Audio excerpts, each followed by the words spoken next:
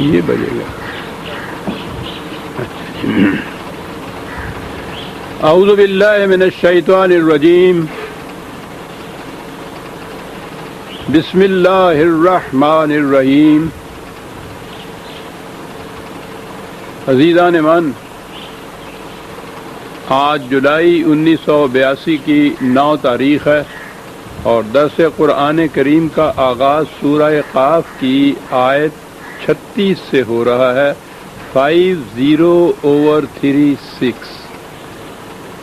سابقہ درس میں جسے کہا جاتا ہے مقطع کا بند، آخری آیت، وہ ایسے وقت میں آئی کہ وقت بہت تھوڑا تھا اور وہ آیت بڑی کشاد کی متقاضی تھی، وقت نہیں مل سکا. چند الفاظ اس کے متعلق عرض کروں. وہ آیت ایسی نہیں ہے کہ اس سے یوں ہی گزر جائے انسان، بڑی عظیم آیت. اس میں مقام مومن بتایا گیا ہے کہ ہے کیا. مشیت عزدی یا مشیت خداوندی، یا یہ کہ ما یشاء جسے کہتے ہیں، یفعل ما یشاء، خدا جو چاہتا ہے کرتا ہے، اسے اس کی مشیت کہتے ہیں. وہ جو چاہتا ہے کرتا ہے. یہ اس نے مختص یہ چیز اپنے لیے رکھی ہے، خدا ہی کے لیے ہے یہ چیز. لیکن یہاں مقام مومن یہ بتایا گیا ہے، مومنین کے متعلق یہ کہا ہے کہ لہم ما یشاؤون فیہا. جنتی زندگی تو مومن کی ہوتی ہے، تو مومنین کے متعلق ما یشاؤون، جو ما یشاء خدا نے اپنے لیے رکھا تھا، وہ مومنین کے متعلق ہے کہ اس میں جو یہ چاہیں گے ہوگا. تو آپ سوچئے کوئی یہ چھوٹا مقام نہیں ہے.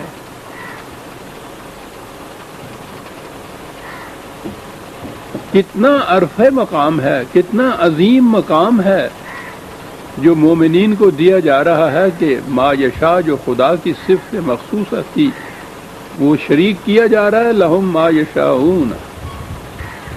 اور جیسا میں نے عرض کیا تھا، وہ اس لیے کہ یہ جو دوسرے مقامات پہ کہا ہے کہ ما تشاؤون الا ان یشاء اللہ. 76/30. یہ ان مومنین نے اپنے آپ کو خدا کی مشیت میں ایسے ڈھال لیا ہوگا کہ وہ چاہیں گے ہی وہی کہ جو خدا چاہتا ہے. کیا بات ہے صاحب. یوں دونوں میں ہم آہنگی اور یک رنگی پیدا ہو گئی کہ وہ مشیت جو خاصہ خداوندی تھا اس میں انہیں شریک کیا جا رہا ہے، اس لیے کہ یہ ان کی مشیت خداوندی سے ہم آہنگ ہو چکی ہوئی. یہ جو رضی اللہ عنہ و رضوا عنہ کہا جاتا ہے، اس کے معنی یہ ہیں کہ ہم آہنگ ہو جاتے ہیں یہ قوانین خداوندی سے، مشیت خداوندی سے. ان کے دل کا تقاضا، ان کا چاہنا، ان کی خواہشات، ان کی آرزوئیں، ان کے مطلوب، ان کے مقصود سارے وہ ہوتے ہیں جو خدا چاہتا ہے کہ ہو. جب یہ کیفیت ہو جاتی ہے تو اس وقت ان کے لیے کہا گیا کہ لہم ما یشاؤون. ان کی مشیت اپنی بتا دی گئی ہے خدا کی مشیت کے علاوہ. تو میں نے جیسا عرض کیا ہے یہ کوئی چھوٹا مقام نہیں ہے، بڑی عظیم کیفیت ہے جو بتائی گئی ہے. اور پھر اگلی بات جو تھی اس میں، وہ تو اس سے بھی بہت آگے لے جاتی ہے کہ لہم ما یشاؤون. وہ تو یہ ہے کہ جو کچھ یہ چاہیں گے اپنے لیے، جو ان کی آرزویں ہوں گی، جو ان کی خواہشات، مطالبات ہوں گے، تقاضے ہوں گے، وہ پورے کیے جائیں گے. ولدینا مزید، اور ہمارے ہاں تو اس سے بھی زیادہ ہے. تو میں نے عرض کیا تھا کہ یہ بات وہ خدا ہی یہ کہہ سکتا تھا، ورنہ کوئی دوسرا ہی کہہ ہی نہیں سکتا کہ بھئی جو تم چاہو گے وہ تمہیں یہاں ہوگا، جو مانگو گے وہ ملے گا. اس سے آگے تو کہنے کی گنجائش ہی نہیں ہوتی، کسی زبان میں گنجائش نہیں ہوتی کہ اس کے بعد جو تم مانگو گے وہ تمہیں ملے گا اور اس کے بعد ہم اس سے بھی زیادہ دیں گے. یہ اس سے بھی زیادہ یہ بڑی اہم چیز ہے. ما یشاؤن میں تو ان کی ساری آرزوئیں آ گئیں. کہا کہ ان کی جو موجودہ سطح زندگی ہے ان کی آرزوؤں کے پیمانے ہی بڑے محدود سے ہیں. وہ انہی کے مطابق کچھ چاہیں گے اور مانگیں گے نا. ان کے مطابق تو مل جائے گا. جیسا میں نے کہا تھا کہ بچے کو لے جائیے بازار، وہ کھلونا مانگتا ہے، مٹی کا گھوڑا مانگتا ہے، ٹین کی موٹر مانگتا ہے، اس کا مطالبہ پورا ہو جاتا ہے. ما یشاؤن میں تو پوری بات ہو گئی. لیکن ہم جانتے ہیں کہ بیٹا ذرا بڑے ہو جاؤ گے نا، لدینا مزید، ہمارے پاس اس ٹین کی موٹر سے بلند بھی کوئی شے ہے تمہیں وہ لے کے دیں گے ہم. تو اس وقت کے جو پیمانے ہیں اس کی مانگ کے، اس کی آرزوؤں کے، یہ پیمانے وسیع تر ہو جائیں گے. اور یہ جو اس پیمانوں کے مطابق انہوں نے خود مانگا ہوگا وہ خود ان پیمانوں سے کم رہ جائے گا. وہ کہا کہ یہ بات نہیں کہ پھر ہم کہیں کہ جو تم نے مانگا تھا وہ کچھ تو ہم نے تمہیں دے دیا. تو اب اگر وہ اس وقت کے پیمانوں کے مطابق پورا نہیں اترتا تو ہمیں کیا دوش دیتے ہو تم نے تو مانگا ہی یہی تھا، تم نے چاہا ہی یہی تھا. کہا نہیں کوئی بات نہیں ہے، ہم جانتے ہیں کہ ان کا اس سطح زندگی کے اوپر چاہنا کتنا محدود ہے. اور جب ارتقائی منزل طے کرتی ہوئی زندگی آگے پہنچے گی جسے کہ ہم جنت کی زندگی کرتے ہیں تو اس وقت ان کے پیمانے اور بڑھ جائیں گے. موجودہ جو مطالبات پورے ہوئے ہیں وہ ان پیمانوں پہ ممکن ہے آدھوں تک بھی نہ رہیں، پونے تک ہی رہیں. کوئی بات نہیں. کہا ہمارے پاس بہت کچھ ہے، پیمانے وسیع کرتے چلے جاؤ اور ہم ان میں وسعتیں پیدا کرتے چلے جائیں گے. مقام مومن عزیزان من، ہمیں کیا پتہ ہے، الفاظ ہیں کچھ جن کو ہم دوہرا لیتے ہیں. خود مومن ہونا تو ایک طرف، زندگی میں تو مومن کوئی نظر بھی نہ آیا. ولدینا مزید. اللہ اکبر. اللہ میں کہنا ہوں نا کہ خدا بننا تے جچدا یہ نو ہے گا یہی خدا ہو سکتا تھا. میں نے عرض کیا تھا عزیزان من، مذاہب کی بھی اور فلسفے کی بھی دنیا بھر کا جتنا بھی لٹریچر میسر آ سکتا تھا دیکھا، یہ بات کہیں مجھے نظر نہیں آئی کہ ایک تو یہ کہ ان کی مشیت کو یہ کہا جائے کہ ان کی اپنی مشیت ہے، مشیت خداوندی سے الگ مومن کی اپنی مشیت. اور اس کے بعد یہ کہ ہمارے ہاں تو اس سے بھی زیادہ ہے جو کوئی یہ چاہیں گے، جو کوئی یہ مانگیں گے. مجھے کہیں اور نظر نہیں آیا. لا ریب یہ خدا ہی کہہ سکتا تھا. کسی انسان کے ذہن میں یہ بات نہیں آ سکتی تھی. وہ انتہا یہی ہو سکتا تھا کہ ٹھیک ہے بھائی جو مانگو گے مل جائے گا، جو چاہو گے ہو جائے گا. ولدینا مزید. اب یہ ٹکراؤ چلا آ رہا تھا پیچھے سے. ایک طرف وہ تھے جو قوانین خداوندی سے سرکشی برتتے تھے، ان کے متعلق بتایا گیا تھا کہ ان کی کیفیت کیا ہے. دوسرے یہ تھے جو اس سے ہم آہنگی اختیار کیے ہوئے تھے، جنہوں نے اپنے آپ کو ڈھال لیا تھا اس قالب کے اندر، ان کی کیفیت یہ تھی. اب قرآن کا انداز وہ اپنے دعوی کے ثبوت میں پہلے تو وہ فطرت کے قوانین سے دلائل لاتا ہے جو شروع میں اس آیت کے بھی، اس صورت کے بھی وہ آ گیا. وہ بادلوں سے اور زمین سے اور ہواؤں سے اور ان سے وہ بتایا گیا کہ کس طرح سے یہ خدا کے مقرر کردہ قوانین کے تابع چلتے ہیں اور کس طرح پھر زندگی میں نئی نئی نمود ہوتی چلی جاتی ہے. اس کے خلاف جانے والوں کے متعلق قرآن کا دوسرا انداز یہ ہے کہ وہ تاریخ سے شہادتیں پیش کرتا ہے کہ تم دیکھو جن اقوام نے ہمارے قوانین کی خلاف ورزی کی ان کا انجام کیا ہوا. وہ میں نے عرض کیا تھا کہ معاشرہ یا قوم افراد ہی کا مجموعہ ہوتے ہیں. وہ افراد سے بہت کم بات کرتا ہے، وہ نظام سے بات کرتا ہے، معاشرے سے بات کرتا ہے، اس قوم سے بات کر کے متعلق بات کرتا ہے جس کے مجموعے کا یہ افراد جس قوم کے مجموعے کا نام ہوتی ہے. افراد بگڑے قوم بگڑتی ہے، قوم یا نظام بگڑا ہوا ہو افراد بگڑے ہوئے ہوتے ہیں. یہ عجیب قسم کا ایک سائیکلک آرڈر جسے کہتے ہیں، ایک چکر ہوتا ہے. تو وہ قوموں کا ذکر کرتا ہے کہ پہلی قوموں کو دیکھو کہ ان کا حشر کیا ہوا. اس کے معنی یہ ہے کہ وہ زیادہ اہمیت نظام کو دیتا ہے اچھے نظام میں برے انسان بھی اچھے بن جاتے ہیں، اور غلط نظام ہو تو اس میں تو مجبوراً اچھوں کو بھی برا بننا پڑ جاتا ہے۔ ایسا ہے، نظام اور معاشرے کا انداز بڑی چیز ہے، اور قرآن اسی پہ زور دیتا ہے۔ اسی لیے کہتا ہے کہ وَكَمْ أَهْلَكْنَا قَبْلَهُمْ مِنْ قَرْنٍ هُمْ أَشَدُّ مِنْهُمْ بَطْشًا فَنَقَّبُوا فِي الْبِلَادِ هَلْ مِن مَّحِيصٍ۔ عزیزان من، ادبی اعتبار سے بھی قرآن کا یہ اعجاز ہے، جس انداز سے بات کرتا ہے، دو دو لفظ ہوتے ہیں، اس کے ایک دنیا سموئی ہوئی ہوتی ہے۔ کہا کہ ان سے پیشتر بھی بڑی بڑی قومیں تھیں، ان سے کہیں زیادہ قوت اور ثروت اور دولت و حشمت و اقتدار میں زیادہ بڑی ہوئی قومیں، اور وہ ان سے کہتا ہے کہ تم صبح و شام ان کی اجڑی ہوئی بستیوں کے کھنڈرات پہ سے گزرتے ہو، ان کھنڈرات کی ٹھیکریوں پہ پڑھو کہ ان کا انجام کیا ہوا اور کیوں ہوا، ان کی داستانیں ان ٹھیکریوں پہ لکھی ہوئی ہیں۔ بڑا انداز ہے قرآن کا۔ کہتا ہے ان سے کہیں زیادہ قوت و حشمت میں بڑی ہوئی قومیں تھیں، ان کے ذہن میں بھی نہیں آ سکتا تھا کہ ہم پہ بھی کوئی مصیبت آئے گی۔ کہا کہ جب وہ ان غلط نظام کے انجام کا وقت آیا اور وہ تباہی آئی، اندازہ لگائیے عزیزان من کن الفاظ میں بات کر رہا ہے۔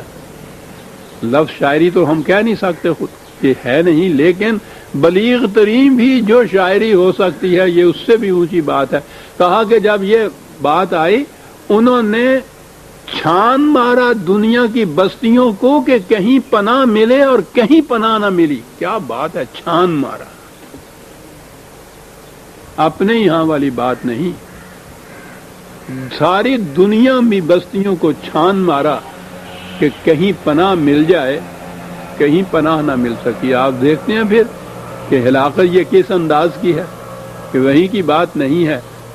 بڑی بڑے دوسری دولتوں سے، دوسری سلطنتوں سے بھی ان کے معاہدے ہوں گے، ان کے تعلقات ہوں گے، اور قبائل ہوں گے، برادریاں بھی ہوں گی، بستیاں بھی اور ہوں گی، ہوتی ہیں، اور جب یہ دولت و حشمت میں اتنے اونچے تھے تو ان کے تعلقات بھی اتنے ہوں گے۔ لیکن جب تباہی آتی ہے تو اس وقت کیفیت یہ کہ انہوں نے چھان مارا دنیا کی بستیوں کو کہ کہیں تو پناہ مل جائے، اور کہیں پناہ نہیں ملی ان کی۔ اور ہمیں تو عزیزان من کہیں دور ان اجڑی ہوئے کھنڈرات کی طرف جانے کی ضرورت نہیں ہے۔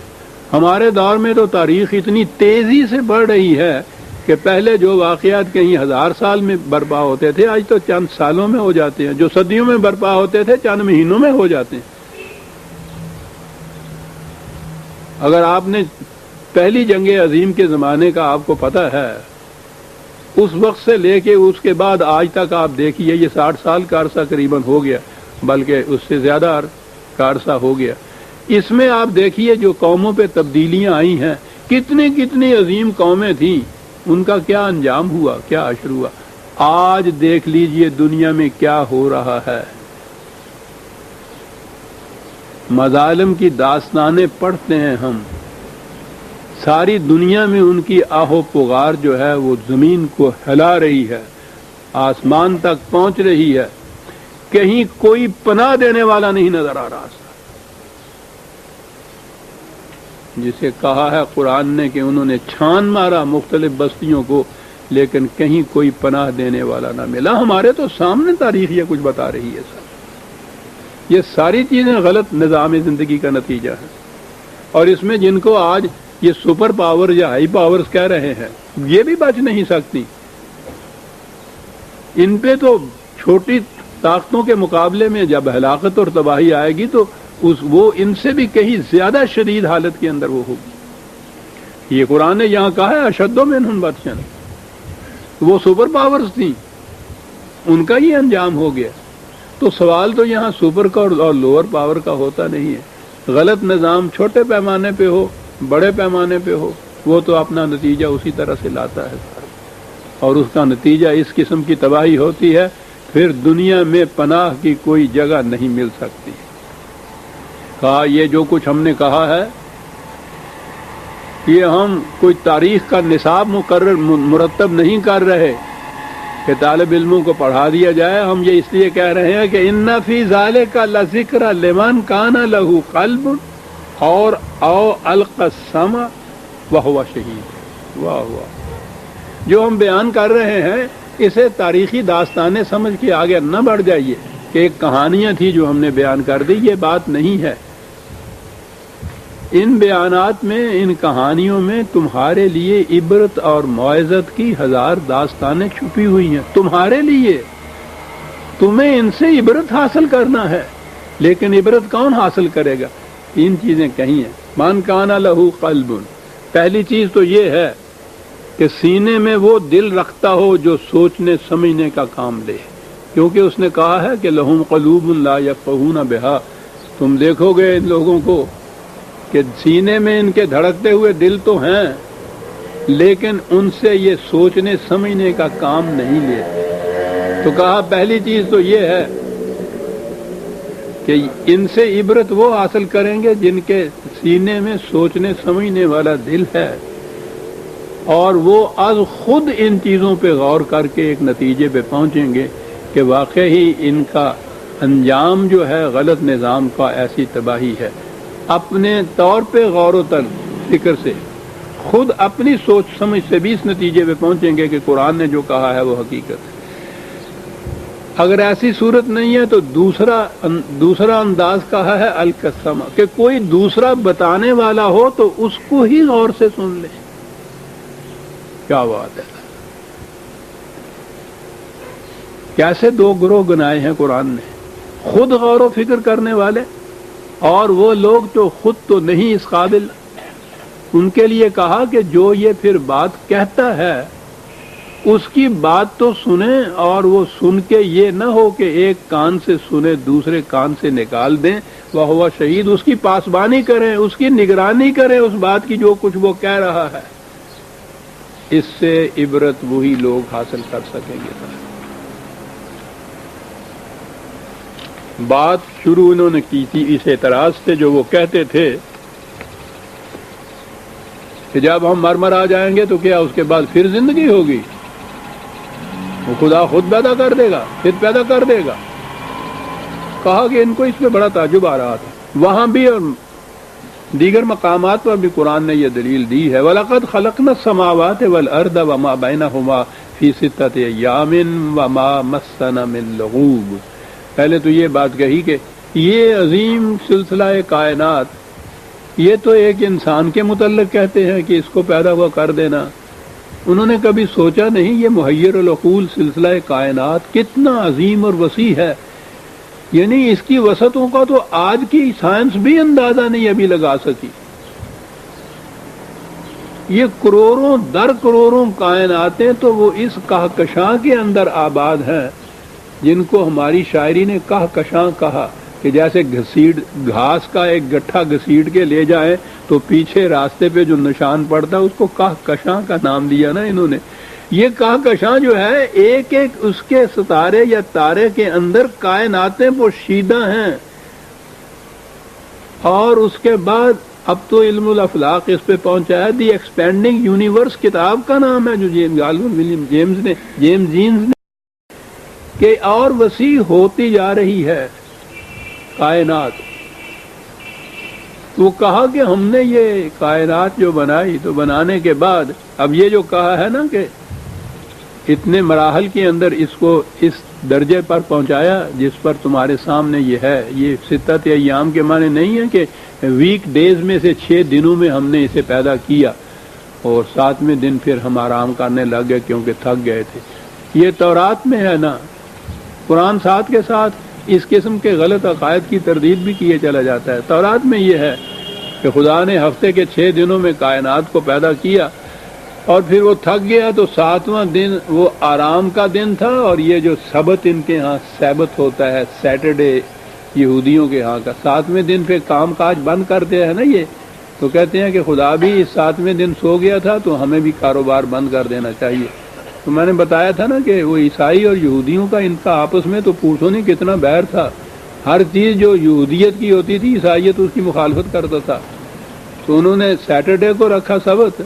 یعنی عجیب بات ہے کہ یہ جو انجیل جسے کہتے ہیں یہ عیسائیوں کی بھی اس میں پہلا حصہ عہد عتیق جسے کہتے ہیں وہ تورات ہی ہے، یہودیوں والی ساری کتابیں، اور اگلا حصہ جو ہے وہ عہد جدید وہ ہے جس کو انجیل کہتے ہیں۔ وہ دونوں کو عیسائی مانتے ہیں، لیکن مخالفت کی یہ کیفیت کہ اگر انہوں نے ہفتے کے دن کو اپنے ہاں کا چھٹی کا دن، ہولی ڈے، مقدس دن بنایا، انہوں نے کہا کہ ہم اتوار کا دن ایسا رکھیں گے، یہ نہیں رکھیں گے صاحب۔ بہرحال تورات نے یہ کہا تھا کہ 7ویں دن خدا تھک گیا تو اس نے چھٹی کی اور وہ ذرا سو گیا سستانے کے لیے، کہا وما مسنا من لغوب، ہم تھکے نہیں تھے یہ پیدا کرنے کے بعد، اس لیے یہ بات نہیں کہ تمہیں ہم پیدا نہیں کر سکیں گے۔ اور دوسری چیز جو قرآن نے متعدد مقامات پہ کہی ہے، میں پہلے بھی کئی دفعہ سامنے لایا ہوں اور ابھی تک تو سائنس وہاں تک پہنچی بھی نہیں ہے، یہ سلسلہ کائنات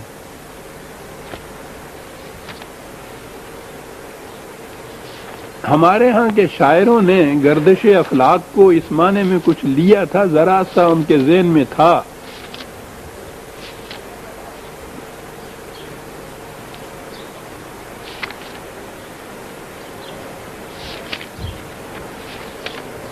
کیا ہے غالب خزانما گردش میں ہے 7 آسماں، ہو رہے گا کچھ نہ کچھ گھبرائیں کیا۔ یہ گردش افلاک کو اس معنی میں یہ لوگ لیتے تھے، لیکن قرآن تو خیر آگے لے جاتا ہے۔ خلق 45/22 45/22 خلق اللہ السماوات والارض بالحق ولتجزا کل نفس بما کسبت وہم لا یظلمون۔ سلسلہ کائنات اس لیے ہم نے پیدا کیا اور وہ سرگرم گردش ہے کہ ہر فرد کو اس کے اعمال کا نتیجہ مل جائے اور کسی پہ کوئی ظلم نہ ہو۔ انسان کے اعمال کا نتیجہ مرتب کرنے میں اس خارجی کائنات کا کیا دخل اور کیا حصہ ہے؟ میں نے عرض کیا کہ ابھی تک ہماری سائنس یہاں تک نہیں پہنچی۔ سائیکالوجی کوشش کر رہی ہے وہ یہ دیکھنے کے لیے کہ انسان کے کیریکٹر کو مرتب کرنے میں خارجی عناصر اور معمولات کا کتنا بڑا اثر ہے۔ وہ اس طرف چلی ہے ابھی، لیکن تو قدم اول ہے۔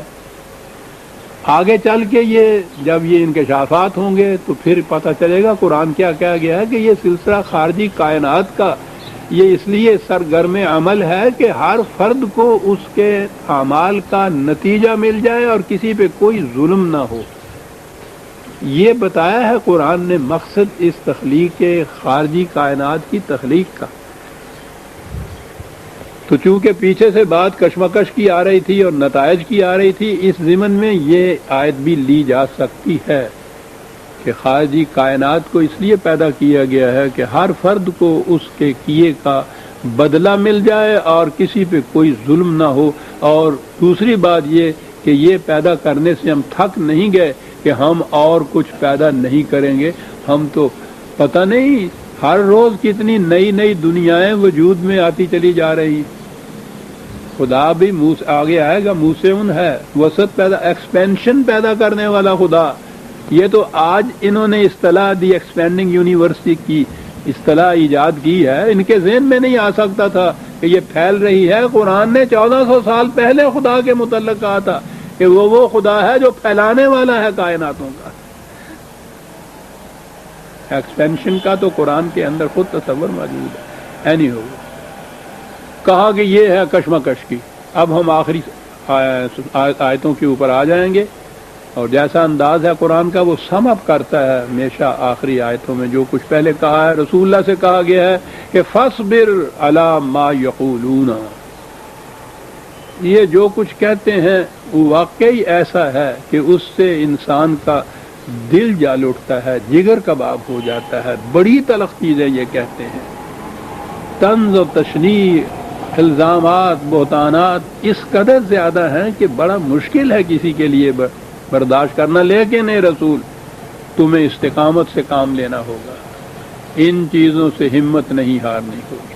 آپ دیکھیے یہ منصب رسالت، اس میں شبہ نہیں کہ خدا اور اس کے رسول اور خدا اور اس کے ملائکہ درود تو بھیجتے ہیں، لیکن جس پہ بھیجتے ہیں اندازہ لگائیے کہ اسے کن مراحل اور منازل میں سے گزرنا پڑ رہا ہے کہ خدا خود تسلیاں دے رہا ہے۔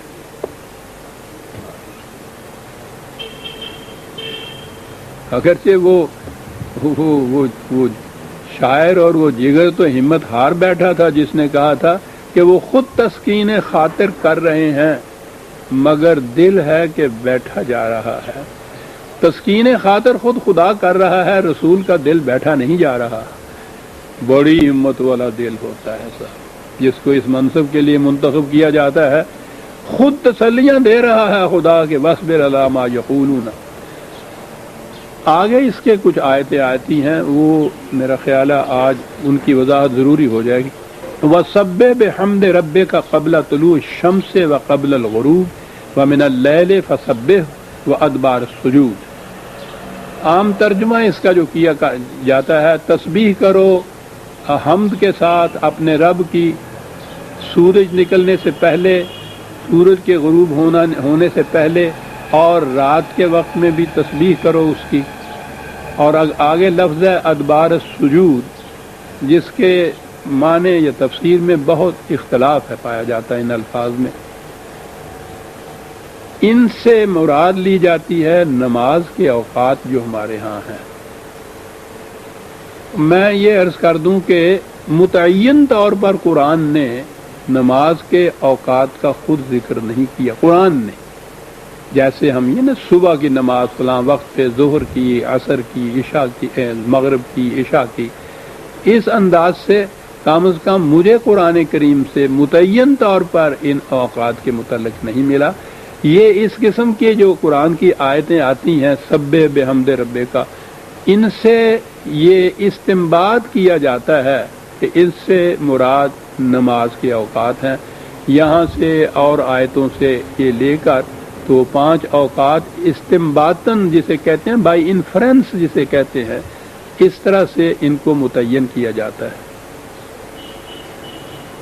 میں اس بحث میں ہی نہیں پڑتا، میرا انداز ہی اور ہے۔ ٹھیک ہے، قرآن نے متعین کیے ہیں یا استنباطاً یہ متعین کیے ہیں، حضور نبی اکرم صلی اللہ علیہ وسلم نے یہ متعین فرمائے ہیں۔ میرا انداز تو یہ ہے کہ جو چیزیں قرآن میں تفصیل سے نہیں آئیں اور حکم ان کا آیا ہوا ہے، امت میں جس طرح سے امت ان کو جس طرح سے کر رہی ہے، جیسے مروج وہ چلے آ رہے ہیں، بشرطے کہ اس میں کوئی بات شرک کی نہ ہو، قرآن کے خلاف نہ ہو، ان کو اسی طرح سے قائم رکھنا چاہیے۔ ان میں کوئی اختلاف نہیں کرنا چاہیے، نہ کوئی نیا طریقہ ایجاد کرنا چاہیے، نہ ان میں کوئی تبدیلی کرنی چاہیے۔ پہلی چیز تو یہ کہ ایک فرد کو یا افراد کے 2-4 مجموعے کو یہ حق ہمیں کیا پہنچتا ہے کہ امت ایک چیز کو جو کرتی آ رہی ہے، اور میں نے عرض کیا کہ اس میں شرک یا قرآن کے خلاف کوئی بات نہ ہو، امت جس طرح سے کن طریقوں پہ چلی آ رہی ہے، ایک فرد کو یا 2-4 افراد کے مجموعے کو کیا حق حاصل ہے کہ وہ ان میں اختلاف پیدا کرے اپنے خیال کے مطابق؟ پہلے تو اس کو حق ہی حاصل نہیں ہے۔ اور دوسری چیز یہ کہ اس کا نتیجہ سوائے اس کے کہ افتراق اور اختلاف ہو، ایک اور فرقہ پیدا ہو جائے، اس کا نتیجہ کیا نکلے گا؟ ساری امت کو تو آپ بدلنے سے رہے، آپ ان میں سے کوئی ٹائی ٹوٹرو جنہوں کہندے ہیں نے، ان کو آپ لے کے الگ ایک فرقہ اور پیدا کر دیں گے، اور فرقہ بندی کو تو قرآن شرک کہتا ہے، تو آپ تو شرک کے مرتکب ہو رہے ہیں۔ یہ ہمارے ہاں میں ذکر کیا کرتا ہوں، وہ ایک فرقہ بن گیا، انہوں نے یہ اہل قرآن جن کو کہتے ہیں، انہوں نے یہ کچھ کہا کہ نہیں، یہ جو چیزیں امت میں چلی آ رہی ہیں، 5 نمازیں جو ہیں، نہیں یہ نہیں ہیں، ہم نے معلوم کر دیا ہے قرآن کریم سے 3 وقت کی نمازیں۔ آپ نے بار بار جگہ محراب و ممبر سے سنا ہوگا کہ پرویزی فرقہ ہے، ایک پرویز صاحب ہیں، وہ کہتے ہیں 3 نمازیں اور 9 دن کے روزے، سنا ہوگا ہر ایک جگہ۔ اور سب سے پہلے جس نے مخالفت کی تھی اس 3 نمازوں کی اہل قرآن کی، وہ پرویز تھا۔ 30 سال سے یہاں مسلسل مخالفت کر رہا ہوں ان کی، اہل قرآن کی پھیلائی ہوئی گمراہیاں مضمون ہی نہیں، میرا پیمفلٹ ہے ہزاروں کی تعداد میں اس ملک کے اندر تقسیم ہوا ہے، جس میں کہا ہوا ہے کہ یہ کوئی حق حاصل نہیں ہے ان لوگوں کو کہ امت کے ایک متواتر مسلک کے خلاف اٹھ کے یہ کہے کہ نہیں صاحب یہ 5 نہیں 3 ہے۔ میں نے ان 3 کی مخالفت اس طرح سے کی ہوئی ہے، اور کہا یہ رہا ہے کہ اس سے ایک فرقہ نیا پیدا کر دو گے، چنانچہ وہ فرقہ پیدا ہو گیا۔ وہ ایک چھوٹی سی مسجد لیے ہوئے کہیں سمنا آباد میں، وہ وہاں پتہ نہیں 5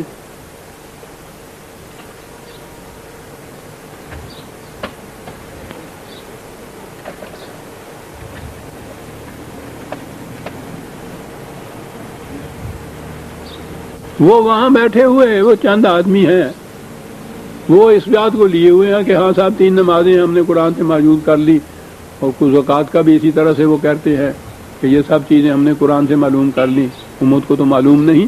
تو چند آدمی ایک لے کے وہ 3 نمازیں پڑھنے والے جو ہیں وہاں وہ لین کو بیٹھ گئے، ایک الگ فرقہ بنا کے بیٹھ گئے۔ پہلے ہی کام نہیں تھے، ایک اور کا اضافہ ہو گیا۔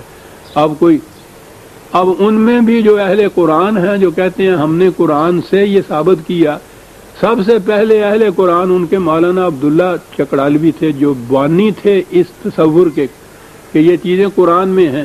انہوں نے قرآن سے 5 نمازیں ثابت کی، یہ دوسرے اٹھے یہ 3 والے ہو گئے۔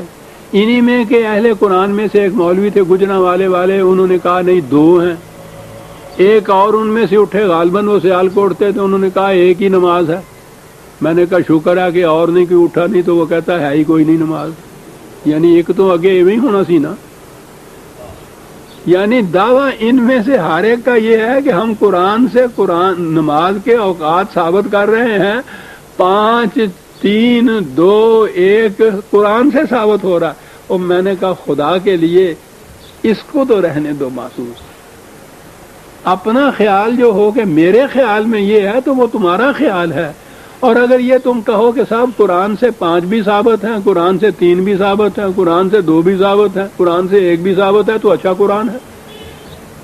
قرآن تو یہ کہتا ہے کہ میرے من جانب اللہ ہونے کی دلیل یہ ہے کہ اس میں کوئی اختلافی بات نہیں ہے، اور اختلاف بھی اتنے بڑے اہم معاملے میں، نماز کے اوقات میں، اور ان میں اتنا اختلاف ایک ہی دور کے اندر اہل قرآن دعویٰ کرنے والے کہ ہم قرآن سے یہ ثابت کر رہے ہیں، اور قرآن سے وہ وقت ثابت نہیں کر سکتے کہ کتنے ہیں۔ اور میں نے کہا خدا کے لیے اس کو تو معاف کر دو، بخش دو، اپنے آپ پہ رکھو کہ ہمارا خیال یہ ہے، اور باتیں کہتے ہیں قرآن سے یہ ثابت ہے صاحب۔ تو میں نے عزیزان من ان کی مخالفت کی، ان مولوی صاحبان نے ان میں سے ان کی کوئی مخالفت کبھی نہیں کی۔ جب بھی یہ کہیں گے 3 نمازیں، کہیں گے پرویز صاحب 3 نمازیں کہتا تھا۔ دیانت ہی اٹھ گئی اس دور کے اندر صاحب، اور تو اور بیٹھا ہوا ہے پرویز، تحریریں اس کی موجود ہیں، 30 سال سے ان کی مخالفت کر رہا ہے 3 نمازیں کہنے والوں کی۔ کبھی نہیں کہتے کہ یہ وہ لوگ ہیں وہ سمنا بعد میں بیٹھے ہوئے اہل قرآن جو 3 نمازیں کہتے ہیں یہ پرویزی فرقہ ہے، وہ 3 نمازیں کہتے ہیں۔ سر علم و دیانت کی تو یہ کیفیت ہو گئی۔ بہرحال میں کہہ یہ رہا تھا کہ میں قرآن کریم کے ان مقامات کے اندر میں بحث میں نہیں پڑتا۔ میرا مسلک یہ ہے کہ یہ امت میں یہ 5 چلی آ رہی ہیں، قرآن نے ثابت ہے، یہ حضور نے ان کو قائم کیا، امت نے ان کو اپنے ہاں تواتر سے ثابت کیا، یا چلی آ رہی ہے اس مسلک کے اوپر۔ مجھے کوئی حق حاصل نہیں ہے میں ان میں اختلاف کروں، کیونکہ قرآن سے خلاف بات نہیں ہے۔ 5 جو میں اسی کا قائل ہوں، توفیق خدا دیتا ہے تو وہی 5 ہی ہیں جو پڑھتا ہوں۔ تاکید اسی کی کرتا ہوں کہ اس میں کوئی اختلاف نہ کرنا اپنے ہاں کے لوگوں کو۔ 30 سال سے لکھتا چلا آ رہا ہوں، 3 کہنے والوں کی مخالفت کیے چل رہا آ رہا ہوں، لیکن وہ 3 اہل قرآن کے متعلق یہ کوئی نہیں کہتے گے۔ ہر مولوی محراب و ممبر سے اٹھ کے یہ پرویز یہ کہتا ہے 3 نمازیں پڑھو، جو سب سے زیادہ مخالفت کرتا ہے۔ دیانتی کو انتہا ہونی چاہیے۔ تو میں یہ عرض کر رہا تھا کہ ان آیات سے بہرحال یہ حضرات استنباطاً یہ ثابت کرتے ہیں کہ یہ جو ہے سبح بحمد ربے کا، تسبیح کر اپنے رب کی کہ حمد کی ان اوقات میں، وہ کہتے ہیں اس سے نماز مراد ہے۔ سر بہرحال استنباط ہے ان کا۔ میں تو آپ کو معلوم ہے کہ میں تو سبح کے معنی تسبیح کرنا جو ہے یہ معنی ہی نہیں لیتا۔ قرآن کی روح سے صبح کے تو معنی ہوتا ہے کسی مقصد کے حصول میں سرگرداں رہنا، سر توڑ کوشش کرنا، بگٹٹ گھوڑے کی طرح دوڑتے ہوئے چلے جانا۔ وہ تیراک جو پورے ہاتھوں سے تیرتا ہے اس کے لیے یہ لفظ آتا ہے۔ اس کے معنی ہوتا ہے پوری قوت صرف کر کے کوئی مقصد حاصل کرنا، یہ ہوتا ہے صبح کے معنی۔ تو میرے مفہوم کے اعتبار سے تو یہ ہے کہ خدا کے نظام ربوبیت کو وجہ حمد و ستائش بنانے کے لیے ہر وقت مصروف کار رہو، صبح شام رات کو۔ لیکن اگر ان سے نماز کے اوقات کا استنباط ہوتا ہے تو بسم اللہ، مجھے بعض میں پڑھنے کی ضرورت نہیں، میں تو 5 مانتا ہوں پہلے سے ہی اور ان کا قائل ہوں، ان پہ قائم ہوں۔ لیکن یہ جو میں نے عرض کیا ہے کہ یہاں نماز نہیں بلکہ یہ جو ہے کہ لگاتار سر توڑ کوشش کیے جاؤ اس نظام کو۔ پہلے ہے وَاصْبِرْ عَلَىٰ مَا يَقُولُونَ، استقامت سے کام لو، ہمت سے کام لو، برداشت سے کام لو۔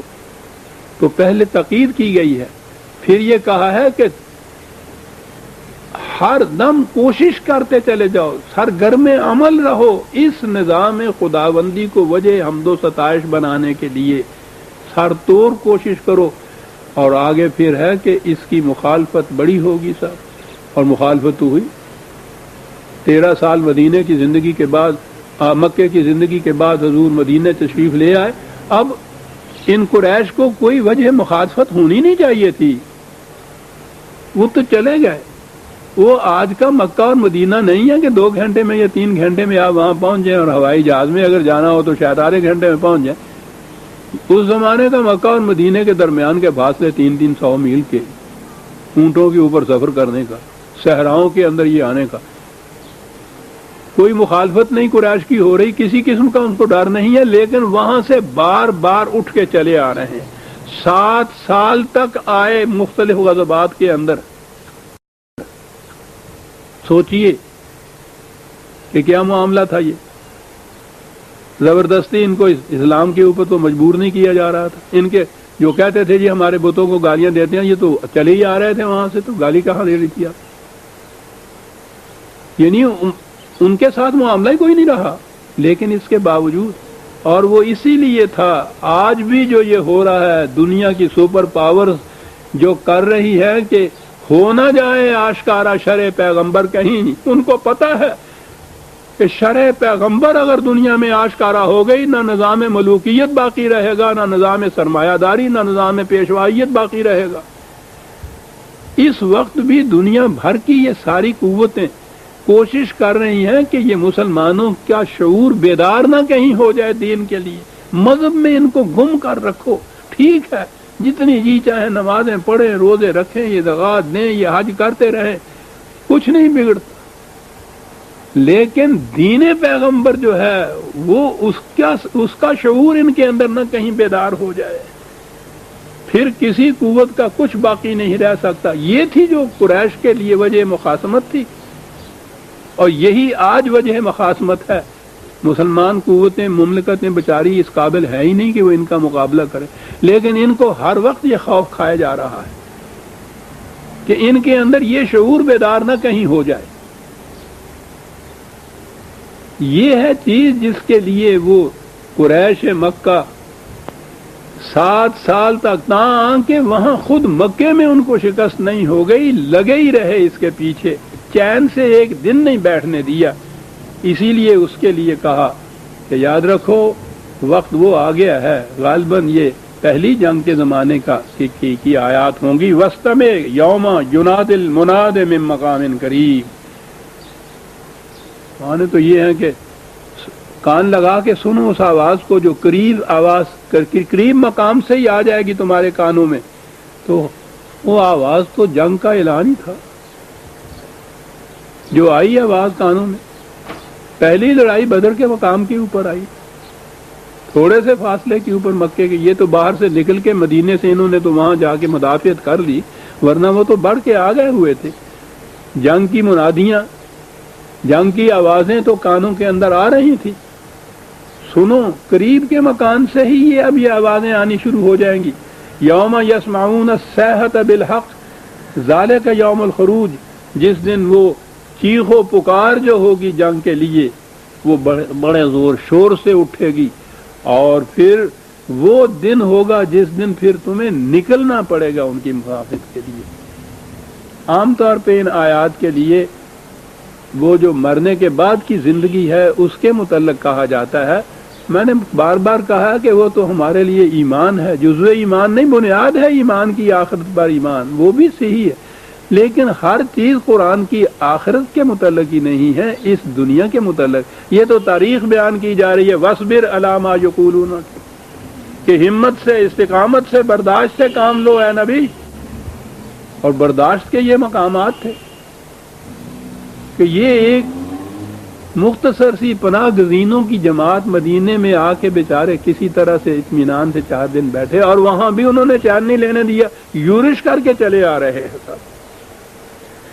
کہا لیکن کوئی بات نہیں، ذالک یوم الخروج، نکلنا پڑے گا اس کے لیے تو۔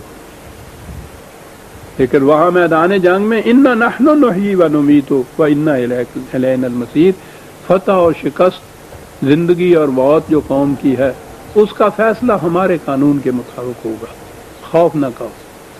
تمام معاملات ہماری طرف لوٹتے ہیں، ہمارا قانون فیصلہ کرتا ہے۔ یہ خدا کا قانون ہی تھا نا کہ یہ حق کے اوپر جو جماعت تھی، بے سر و سامان، تعداد کے اعتبار سے اتنی کم، جیسا میں نے عرض کیا، بالکل پناہ گزینوں کی ایک مہاجرین کی جماعت، ان کے پاس تو تلواریں بھی پوری نہیں تھیں جو لڑنے کے لیے گئے ہیں، تو اس کے باوجود جو شکست ہوئی ہے قریش کو اندازہ لگائیے۔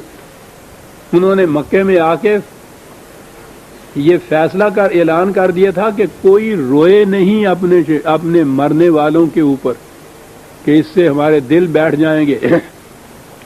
رونے تک کے لیے ممانعت کر دی تھی، اتنی بڑی شکست تھی یہ۔ الینا المصیر یوم تشقق الارض عنہم سراعا، وہ دن جب تم دیکھو گے زمین ان کے آگے سے پھسلتی چلی جائے گی، بڑھ نہیں سکیں گے۔ بڑے حسین الفاظ ہیں یہ سارے، بڑی تیزی سے زمین پھسلتی جائے گی، آگے نہیں بڑھ سکیں گے۔ ایک قدم یہ بدر کے میدان سے آگے نہیں بڑھ سکے پہلی جنگ میں، اور کسی جنگ میں نہیں بڑھ سکے۔ ٹھیک ہے، میدان میں 2 ایک ایسے غزوات بھی تھے جن میں وقتی طور پر کچھ شکست بھی ہوئی، کچھ انتشار بھی پیدا ہوا، لیکن تھوڑے سے وقت کے لیے وہ تھا، پھر سنبھل گئے، یہ سنبھلنے کے بعد پھر کھڑے ہو گئے۔ اور اس تمام دوران میں کسی ایک جنگ میں بھی انہیں شکست نہیں ہوئی ان کے ہاتھوں۔ عجیب بات ہے، حالانکہ اگر دونوں فوجوں کا مقابلہ کیا جاتا تو مقابلے میں یہ کچھ شے ہی نہیں تھے ان کے مقابلے میں۔ اور پھر وہ جو جنگ احزاب جن کو قرآن نے کہا ہے، اس میں تو یہ سارے قبیلے اکٹھے ہو گئے تھے مخالفت کے لیے، جتنے مخالفین تھے ایک ہجوم کر کے محاذ بنا کر آ گئے تھے اس کے مقابلے کے لیے۔ وہ بھی جنگ تھی، وہ جنگ خندق جسے کہتے ہیں، اتنی جنگ کے مدینے کے گرد خندق کھودنی پڑی تھی، وہاں بھی شکست نہیں ہوئی اس فوج کو۔ خدا نے جو وعدہ کیا تھا کہ یہ ہم وعدہ کرتے ہیں کہ ہم اور ہمارے رسول غالب رہیں گے، مومنوں کے اوپر غیر مسلم کبھی فتح نہیں حاصل کر سکیں، کامیابی نہیں حاصل کر سکیں گے، غلبہ نہیں حاصل کر سکیں گے، یہ وعدے تھے خدا کے، اور یہ ہر جنگ میں پورے ہوئے۔ تو کہا کہ جس دن زمین ان کے سامنے سے خود بخود پھسلتی چلی جائے گی اور یہ آگے نہیں بڑھ گئی، ذالک حشر علینا یسیر، یہ جو جمع کرنا ہے اس طرح سے ان فوجوں کو کچھ مشکل نہیں ہمارے لیے، ایک دوسرے کے سامنے یہ فوجیں آ جائیں گی، اور ڈرنے کی بات نہیں ہے، ہمت سے کام دو، کامیابی تمہارے ہی لیے ہے۔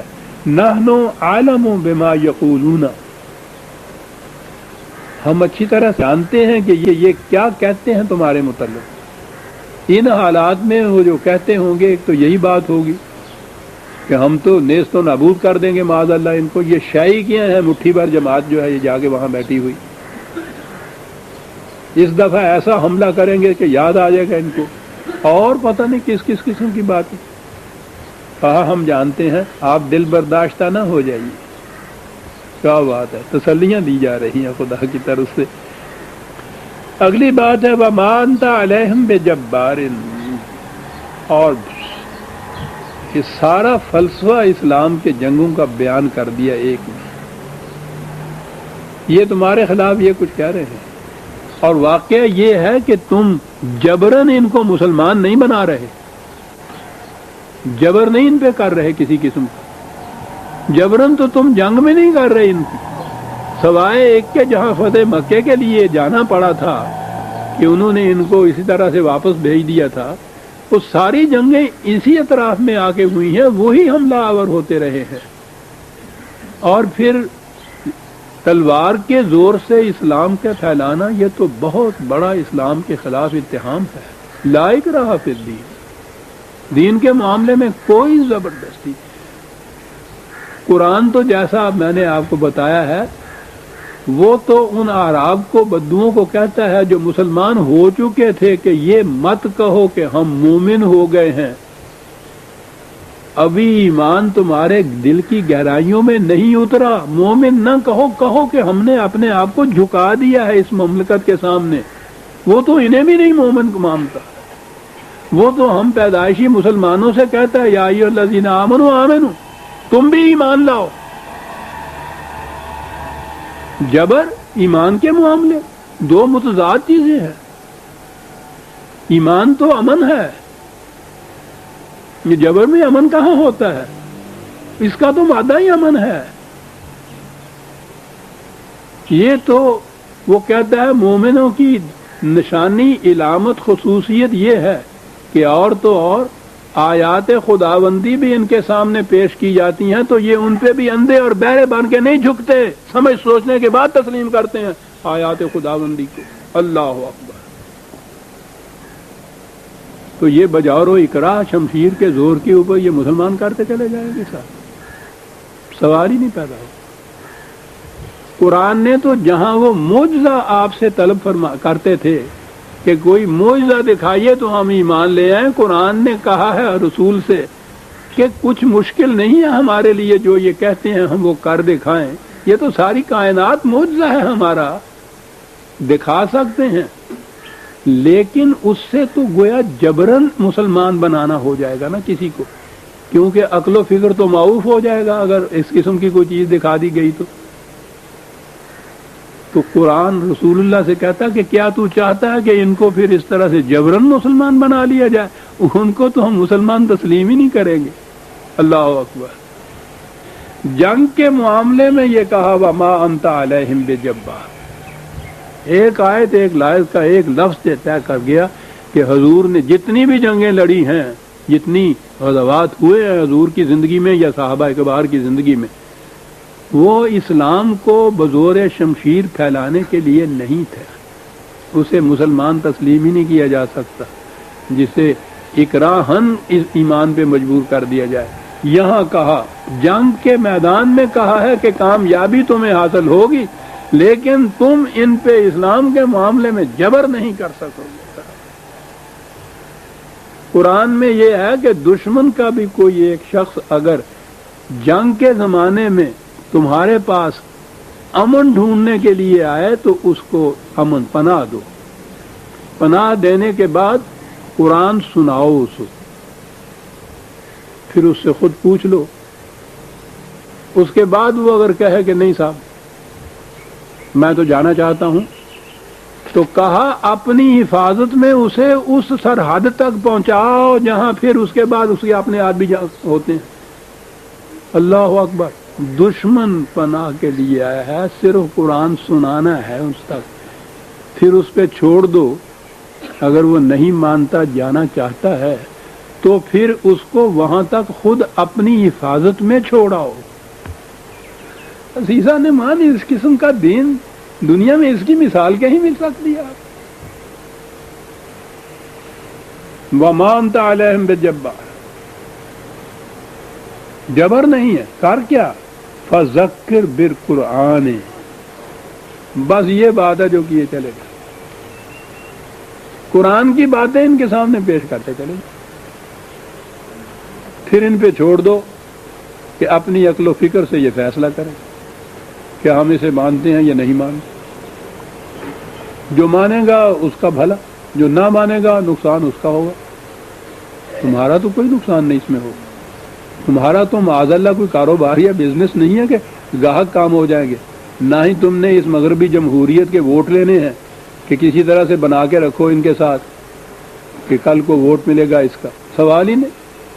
پیغمبر تو پہلی سانس میں جب دعوت کے لیے اٹھتا ہے تو وہ کہتا ہے عبداللہ ایک ہی پکار ہے میری، معصومیت صرف خدا کی جائز ہے، کسی انسان کی نہیں. ایک بات تو یہ ہے وَمَا أَسْأَلُكُمْ عَلَيْهِ، اور اسی سانس میں کہتا ہے کہ میں تم سے اس کا کوئی معاوضہ نہیں مانگتا. تو جب اس نے معاوضہ ہی کوئی نہیں مانگنا یا لینا ان سے تو وہ جبر کیوں کرے گا؟ وہ اپنا پارٹی بڑھائے گا، ووٹس بڑھائے گا، گاہک زیادہ پر پیدا کرے گا. معاذ اللہ. کر کیا؟ فذکر بالقرآن، تو یہ کیا جائے. اب سوال یہ ہے کہ پھر اس قرآن سنانے کے بعد بھی کون مانے گا اس کو؟ من یخاف وعید، جو اپنے غلط اعمال کے انجام سے ڈرتا ہے وہ آئے گا اس کی طرف. تیرا کام تو سنائے چلے جانا ہے، پیش کیے چلا جانا ہے. تم یہ کرو. دوسرے مقام پہ بڑا خوبصورت انداز میں بات سمجھائی ہے کہ تو ان مسافروں کو راستہ بتا سکتا ہے کہ یہ فلاں طرف جاتا ہے. تیرا کام یہ جو ہے نا ہدایت، اس کے معنی ہے کہ صحیح راستے کی طرف تو رہنمائی کر سکتا ہے کہ یہ راستہ ادھر جاتا ہے. تو زبردستی اس راستے پہ کسی کو چلا نہیں سکتا. ایک تو یہ ہے کہ کوئی چلنا ہی نہیں چاہتا، گھر میں بیٹھا ہوا کہ نہیں صاحب مجھے ضرورت ہی نہیں کہیں جانے کی. یہ بھی نہیں ہے کہ وہاں جا کے 4 سپاہی بھیج کے ان کو مشکیں باندھ کے اس کی اور لے آؤ صاحب، کہ نہیں ڈال دو اس کو جیپ کے اندر اور لے جاؤ جہاں ہم نے لے جانا ہے. سوال ہی نہیں ہے، وہ جانا ہی نہیں چاہتا. جانے والا بھی اگر باہر نکل کے چوراہے پہ پہنچنے کے بعد راستہ اگر صحیح اس کے سامنے نہیں ہے تو یہ کہا کہ تمہارا فریضہ یہ ہے کہ تم اس کو بتا دو کہ جدھر تم جانا چاہتے ہو صحیح راستہ یہ ہے، اس طرف جاؤ تو جاؤ. کہا تمہارا اتنا ہی فریضہ ہے. اگر اس کے باوجود وہ اس راستے پہ نہیں جاتا، دوسرے پہ چلا جاتا تو کہنے لگا خسمہ نو کھائے، ویسے کہنے ہیں پنجابی. یہ تمہاری ذمہ داری نہیں. یہاں ہمارے ہاں ہر وہ جو لمبا چوگا پہن لے وہ اپنی ذمہ داری سمجھتا ہے خدائی فوجدار بن کے کہ یہ کرا کے چھوڑوں گا میں صاحب. کیسے نہیں کرتے. یہاں کینچیاں لیے پھرا کرتے تھے، اب تو پتہ نہیں کو ہے یا نہیں. بڑے بوڑھوں کو تو معلوم ہوگا نارکلی کے اندر. جی ہاں، وہ یہ بیچاری بچیاں اسکول کالج کی تھی جاتی تھی تو انہوں نے گتا کٹتے پھرتے ہوں گے سن شریعت اسلامی کے لیے. یہ تو دل کا معاملہ ہے. یہ الگ بات ہے کہ آپ دل اور نگاہ کی، قلب اور دماغ کی پوری رضامندی سے قرآن کے نظام کے صحیح ہونے پر قائل ہو جائے، اس کی صداقت پر ایمان لے آئے، یقین ہو جائے، اسے تسلیم کر لیں اپنے لیے نظام زندگی. پھر اس نظام کے احکام کی اطاعت تمہارے اوپر لازم آ جائے گی. یہ بھی جبر نہیں ہے کیونکہ آپ نے تو پہلے اصولاً تسلیم کر لیا نا. یہ جیسے کوئی شخص بھی جو پاکستان کا شہری بننے کے اوپر آمادہ ہو جاتا ہے پھر اس کے اوپر لازم آ جاتا ہے کہ مملکت کے قوانین کی اطاعت کرے، نہ کرے تو جبراً کرائی جاتی ہے اطاعت. یہ جبر نہیں ہے، اس نے پہلے اطاعت قبول کر لی ہے بطیب خاطر اپنی رضامندی سے. اگر وہ اس کے بعد نہیں چاہتا چھوڑ جائے، ملک کو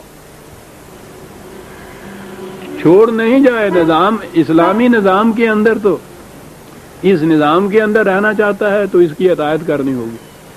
کسی وقت بھی اگر وہ یہ دیکھے کہ نہیں صاحب میں نہیں رہنا چاہتا اس میں، میں نے نہیں پگدا ہے، چھوڑ دے. اقلیتیں غیر مسلم بھی تو اس مملکت میں بسیں گی نا. ان میں چلا جائے، ان کے قوانین اس کے اوپر لاگو ہو جائیں، کوئی زبردستی نہیں ہے۔ لیکن یہاں تو صاحب پوچھو نہیں زبردستی کی یہ کیفیت کہ اسلام لایا تو جا سکتا، مسلمان ہوا تو جا سکتا ہے رضامندی سے، مسلمان ہونے کے بعد اسے چھوڑا نہیں جا سکتا، چھوڑو گے تو مرتد ہو گئے، مرتد کی سزا موت ہے۔ اس سے زیادہ جبر کیا ہو سکتا ہے جی؟ یعنی اس کا دل نہیں ٹھوکتا، اس کا دل نہیں مانتا اس کے لیے، ٹھیک ہے بدبخت ہے، اپنا نقصان کر رہا ہے، لیکن نہیں اسے کہنا کہ دل تمہارا مانے یا نہ مانے تمہیں تو رہنا پڑے گا، اگر تم نے اسے چھوڑا تو قتل کر دیے جاؤ گے۔ تو موت کے ڈر سے اگر پھر وہ مسلمان کی شکل میں رہے گا تو اس سے بڑا منافق کون ہوگا؟ تو آپ تو منافقوں کی ایک قوم تیار کر رہے ہیں اپنے اندر کہ دل مانتا نہیں ہے، موت کے ڈر سے وہ آپ کے ساتھ رہتے ہیں، تو جو اس قسم کے ساتھ رہنے والے ہوں گے پھر سوچئے نا وہ کیا کچھ نہیں کریں گے۔ اس لیے قرآن کریم نے جو بار بار یہ کہا ہے وَأَنْتَ عَلَيْهِمْ بِجَبَّارٍ، جبر نہیں، اکراہ نہیں، میدان جنگ میں کہا جا رہا ہے کہ جبر نہیں ہے، یہاں تو قیدی آنے ہیں، گرفتار ہوں گے، ہوئے۔ جنگ کے قیدیوں میں سے بھی کسی ایک کو زبردستی مسلمان نہیں بنایا گیا۔ یہ اصول بھی نظام سیاست میں یا جنگ کے نظام میں قرآن ہی کے یہاں سے آپ کو ملے گا کہ جب جنگ کے قیدی تمہارے پاس آئیں تو انہیں اپنے قیدیوں کے بدلے میں رہا کر دو، یا ان کا کوئی فدیہ لے کے ان کو رہا کر دو، اور اگر ایسی صورت نہ ہو، تمہارے ادھر قیدی بھی نہ ہو اور ان کا وہ فدیہ بھی، الا منن او احسان، تو پھر احساناً ان کو رہا کر دو۔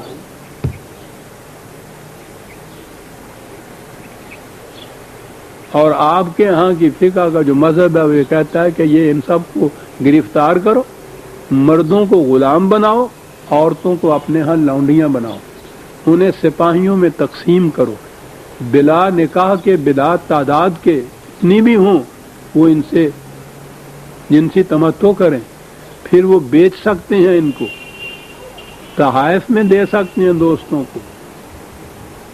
یہ جنگ کے قیدی اندازہ لگائیے کہ وہ ان میں سے کس کس قسم کے کوئی شریف انسان، شرافت مآب عورتیں بھی ہوگی۔ یہ ایک شہر ہے، اس پہ غلبہ آ گئے، اس سارے شہر کی آبادی آپ کے ہاں کی گرفتار ہو گئی، قیدی ہو گئے، وہ یا جنگ کے قیدی ہو گئے، تو ان کے ہاں کی مردوں کو غلام بناؤ، عورتوں کو لونڈیوں بناؤ، لونڈیوں کو پھر یہ کچھ کرو۔ آج آپ کے ہاں کی تفسیروں میں یہ لکھا ہوا ہے۔ یہ یو این او جو ہے اس کے چارٹر میں جو جن میں اکثریت غیر مسلم ممالک کی ہے، انہوں نے تو ایک عرصہ ہوا اپنے چارٹر میں سلیوری کو انہوں نے ممنوع قرار دیا، غلامی کو۔ بعد میں تو انہوں نے بھی بجورن کرنا پڑا، ورنہ وہ جو ان کا چارٹر تھا اس کے اوپر حجاز کی مملکت نے دستخط نہیں کیے تھے کہ ہماری شریعت سے خلاف ہے، یہ ہمارے ہاں غلامی جائز ہے۔ اب جو ساری دنیا نے اس کے اوپر عمل کیا ہے تو کچھ عرصہ ہوا انہوں نے بھی دکھایا، لیکن ان کے ہاں ابھی تک وہ فقہ کا مسئلہ وہی ہے کہ جنگ کے قیدیوں کو غلام بناؤ، ان کی عورتوں کو لونڈیوں بناؤ،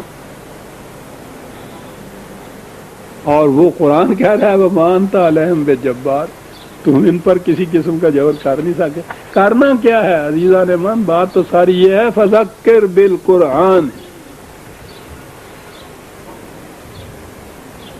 قرآن کی بات سمجھاؤ انہیں۔ اور کتنی خود اعتمادی ہے قرآن والے خدا کو کہ قرآن کی بات اگر سمجھائی جائے اور واقعی اس نے دل کے کانوں سے سن لیا اور یہ چیز اس کی سمجھ میں آ گئی کہ غلط راستے پر چلنے کا نتیجہ کیا ہوگا، پھر وہ قرآن کو چھوڑ کے کہیں اور جا نہیں سکتا۔ وقت ہو گیا، سورہ قاف آج اختتام پر پہنچ گئی۔ آئندہ درس میں ہم اگلی سورت الزاریات لیں گے، 51 سورت۔ ربنا تقبل منا انک انت السمیع